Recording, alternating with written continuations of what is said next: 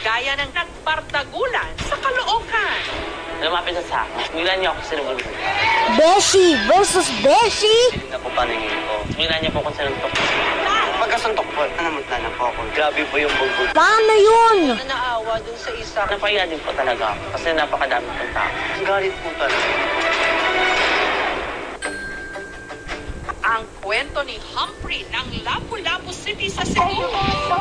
Ang misyon, mamigay ng libre hearing aid. Nag-worry po talaga ako kung saan ako kukuha ng pera, bumili ng hearing aid.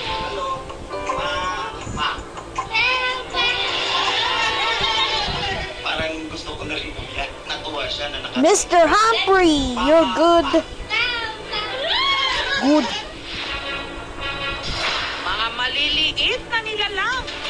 Nahuli kampi umano. Duwende? Kami ng isang bahay sa Lucena City, sa Quezon. Pinagpupukpuk po. Bigla po kaming napatingin sa taas. Nakita ko talaga maliliit na ng mga nilalang. katawan niyo. Tindigan yung balahibo ko. Kaya nga. Tingin ko po ito po yung swerte sa akin. Hindi ko alam. Mamatay Parang Sinabi daw po siya sa ate ko. Mr. Duwende. Sabi-sabi mo.